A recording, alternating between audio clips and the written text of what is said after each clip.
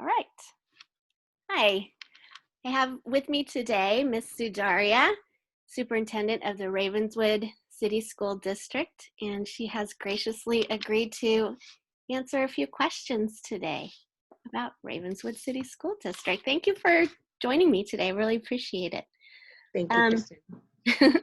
So my first question for you is if you could share with us, what are your most specific goals for the Ravenswood City School District? The most immediate one that's in the forefront is ensuring that we launch a successful first day of school via distance learning. We've had teams throughout the summer work very hard in preparing, providing technology devices and communication out to families. And so we are working really hard on trying to build relationships with families that we would typically do during the first few weeks of school via virtually. And so we definitely want to make sure that we build the communication and just the relationships that we would typically do in person. So there's the launch of school, but we also, just approved our strategic plan back in spring. And even though, in light of having to focus and pivot to doing distance learning, we still have goals around ensuring that we're providing the best instructional program, ensuring that we improve the teacher value proposition and provide competitive salaries. We also want to communicate our core values and ensure that all community partners and stakeholders are clearly informed about what our plan is and what we all need to uphold in order to ensure the success of the implementation of the strategic plan. So that is pretty lofty amidst mitigating through COVID. And I would say the third priority right now as well is making some decisions and reevaluating policies that perpetuate oppression of our Black and Brown children in our schools, and to focus on culture, race, and language, to ensure that we're meeting the needs of all of our children and that everyone feels inclusive and that our instructional program is relevant and applicable, and that we really try to do work that's anti-racist. So I'm feeling a little anxious, but this definitely is going to keep us busy, and I think we'll definitely need to make sure we are informed and we communicate so that we know the playbook. Those are some big goals. Mm-hmm. And I didn't have this question in there, but as you went through, other than a pandemic, what are some of the biggest barriers you have faced to your goals? I read your strategic plan. Obviously, pandemic wasn't in there. But what are some of the things that you are up against trying to accomplish those things like communication, competitive teacher salaries, all of those things that you just mentioned? Yeah, it's actually, I think, looking at how to prioritize our spending. And, we're a district that per student, the amount of dollars per student, you might think we're doing fairly well. But if you take a look at those dollars, majority of it, 50% of it is restricted dollars. So unlike other districts that are basic aid, we have a specific way we are told how to spend our dollars. And it limits us to be able to utilize that to provide competitive salaries for teachers. And so we're working closely with our foundation specifically to see if we can shift our monies so that we have more unrestricted available, or I should say, we spend our restricted dollars in a way that is not picked up by our foundation. And so our foundation has more freedom to be able to fill the gaps where there is a need in the district. So that's a barrier. But we are looking at how to raise additional funds, how to bring in more revenue with facilities that we have here. So we're trying to examine a bit more how to better use our facilities in our district to bring in revenue.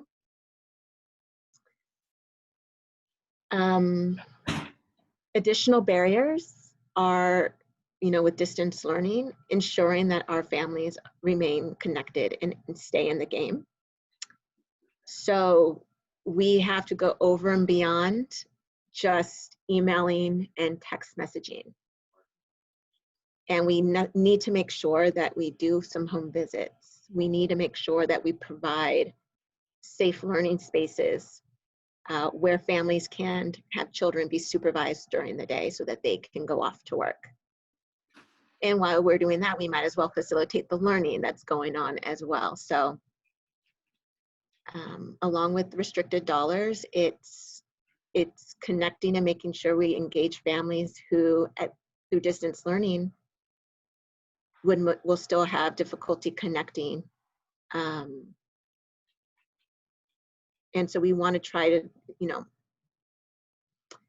pull out all the tricks to remain engaged with our families and families to remain engaged with us. And, we need to provide that professional development for teachers so that they know how to best teach our students in this form of learning. This is all new for everybody, and some are picking up the new skills around the technology, the new programs that are made available, and it's constantly, there's new things that are flashing before us about, you could try this, or you can do that, or you can use this, or you can use that. And we want to be very strategic and resourceful and equip our people who have to do this new way of doing our work. But I'm really excited about it. I'm excited about the opportunity, because I would say that I don't want to go back to normal. I want to reach for better.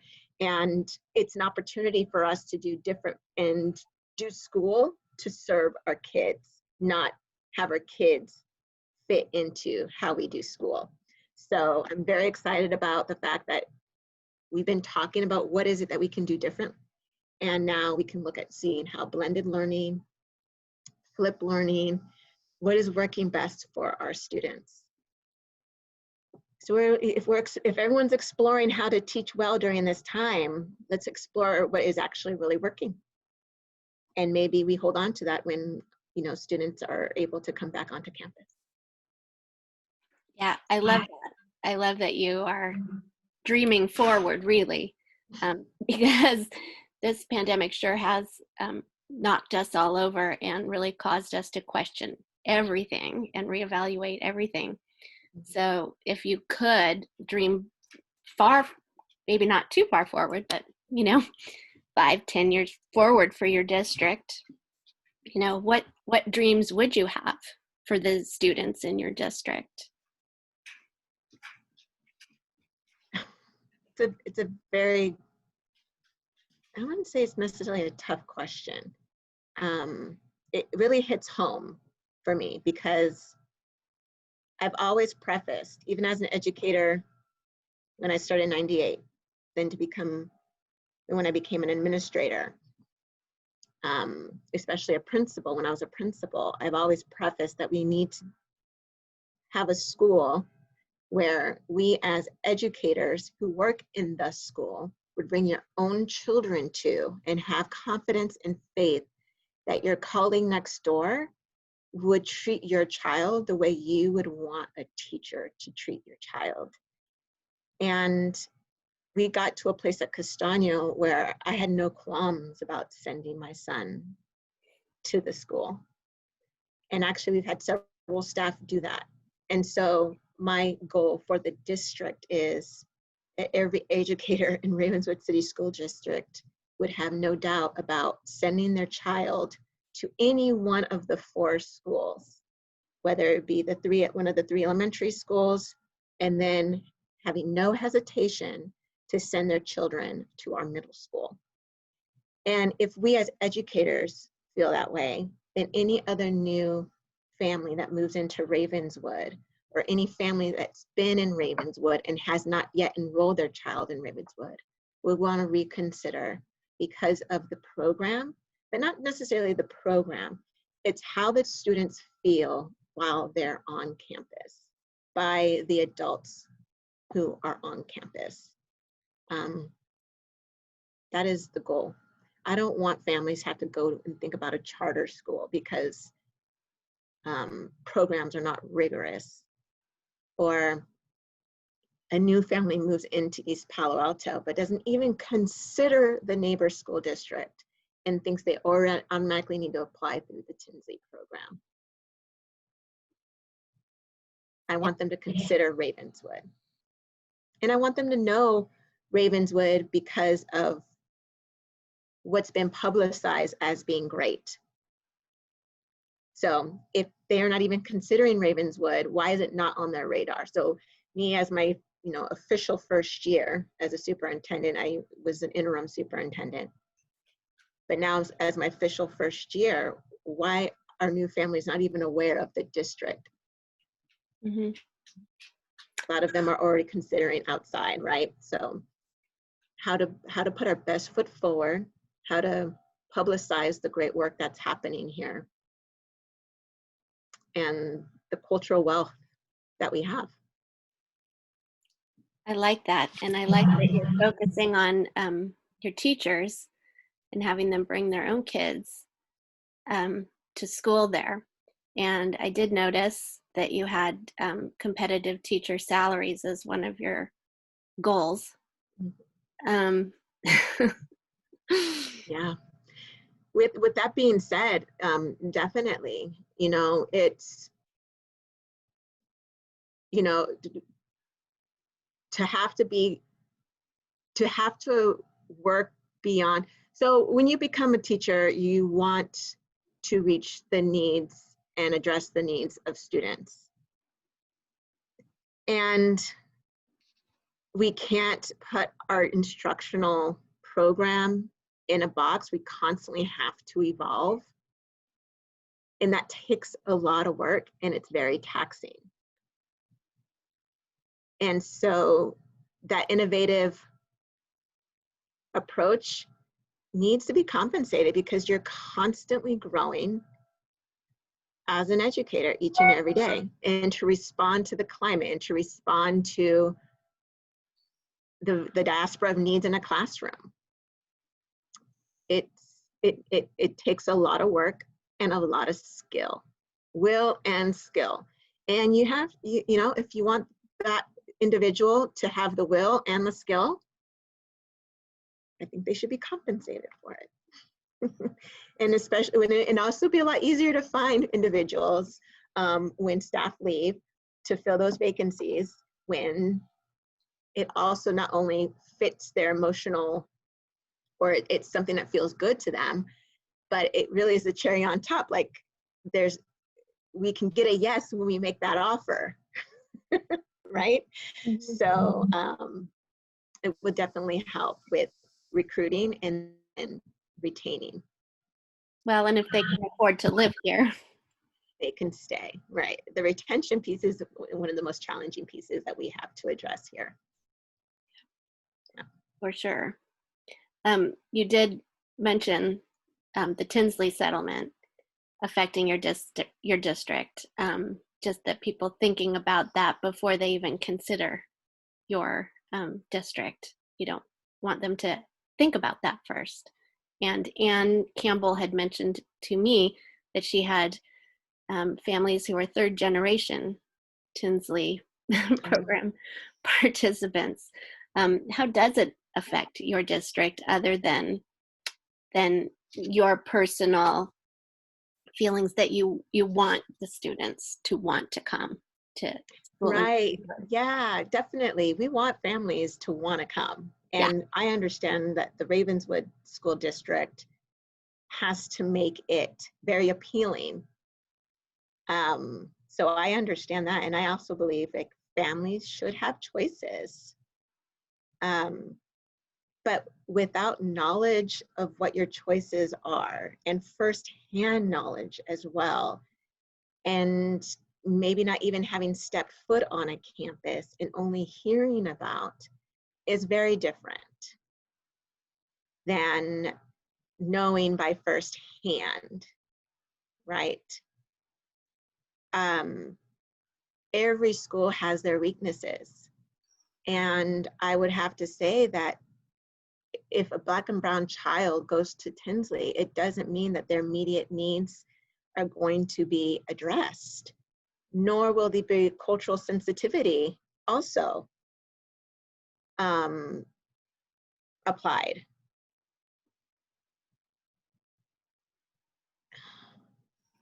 Yeah, I don't know if I'm trying to be delicate around this conversation, but I believe that families who have a choice or families who don't have a choice or not knowledgeable of what their choices are, regardless, imagine what Ravenswood City Schools would look like if all of our families in Ravenswood attended the Ravenswood City Schools.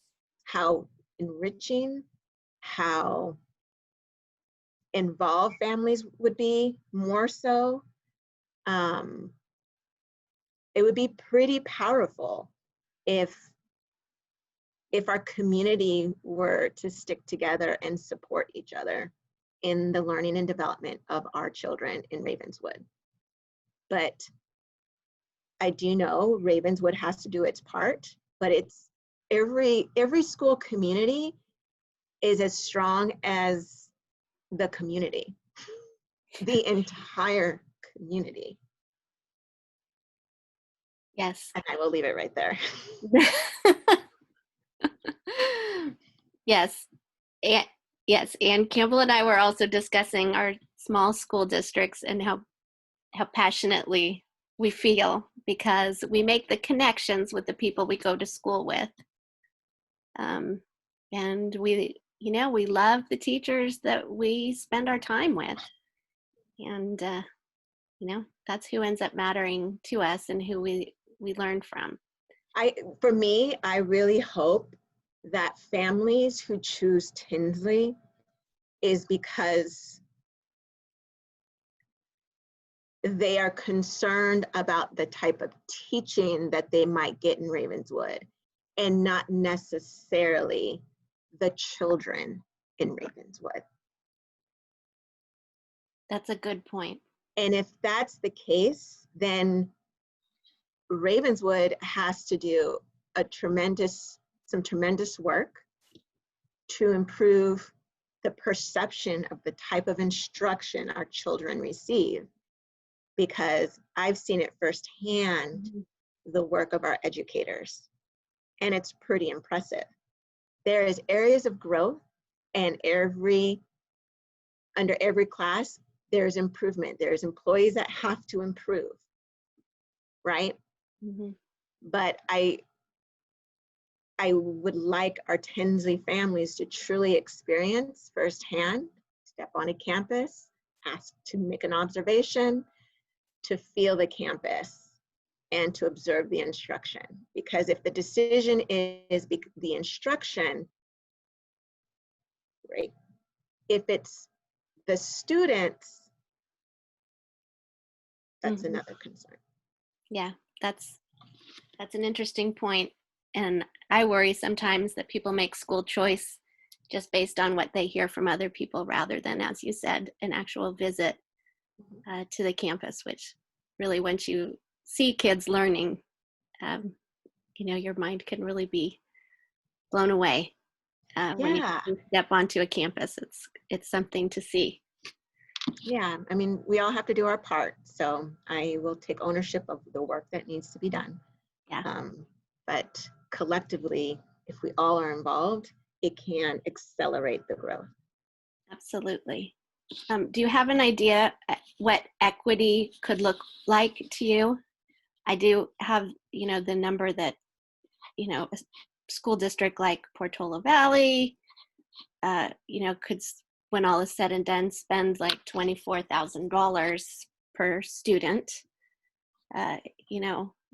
What do you think equity might look like to you? We're clearly not there now, And how might we Yeah, get there? here's one of them. Let's not have those dollars restricted, Mm-hmm. right? Mm-hmm. Let's not penalize districts who have a specific enrollment, but our attendance really affects the amount of money we receive. And we are penalized when some of our most vulnerable students are not able to make it to school. And so we do not get that funding just based on attendance. And we understand we have to do our due diligence to get kids in school, keep them engaged, keep them motivated, but there are extenuating circumstances for some of our demographic, students in certain demographics that are it's very challenging for whatever reason that schools have to deal with on a daily basis, right? But we're penalized when they're not able to make it to class, which then compromises the funding we receive to support students. Right. And So basic those, aid districts are not. well, correct.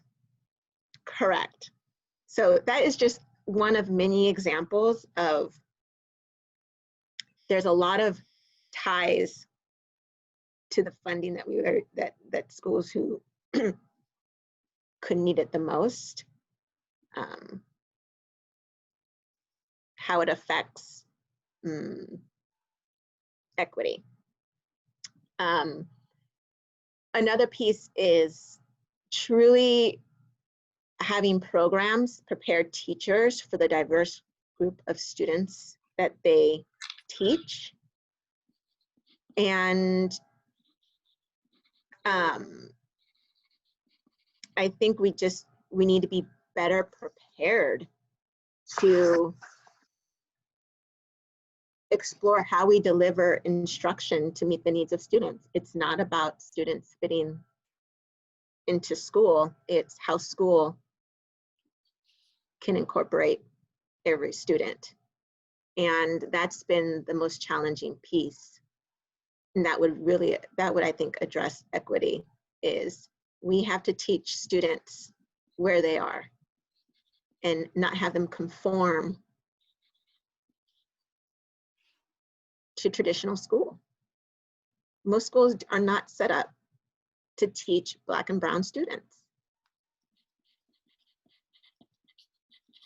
So I'm excited about exploring how we deliver instruction, like we talked about at the very beginning here. Yeah. And be prepared to have very difficult conversations where, we have to address race. We have to address how we are incorporating. We must incorporate, appropriate text that's relevant to our children.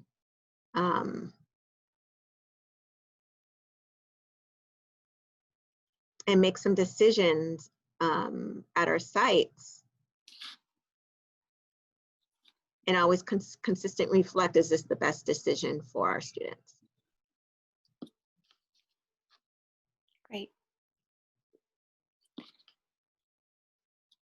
Thank you. Did you have something else to add? I know you have a meeting soon.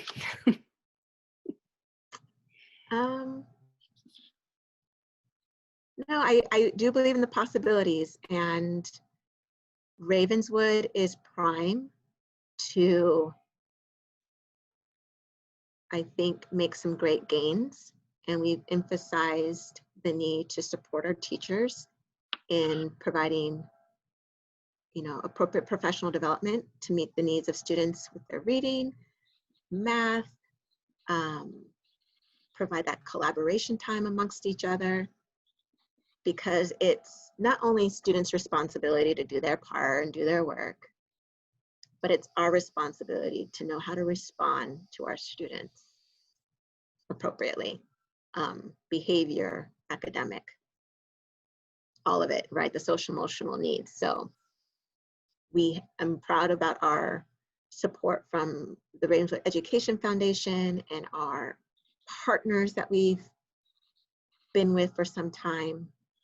And they are ready to continue to support, I think, this administration and the teachers and classified staff that are really in it for the kids.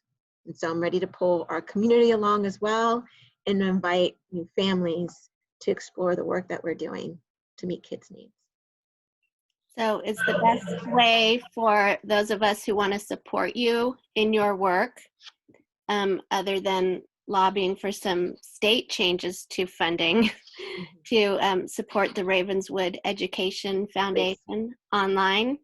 Online, thank you. Yeah, Ravenswood Education Foundation, and they are definitely aligned to our district goals, mission, our strategic priority goals, and helping us figure out how to fund our strategic priorities and to help us allocate our funding appropriately to make the implementation and of those strategic goals and plan.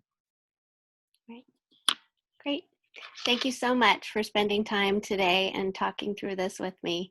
I learned a lot. Thank you. Thank you. Thank you, Kristen. Thank you. I really appreciate it. All right.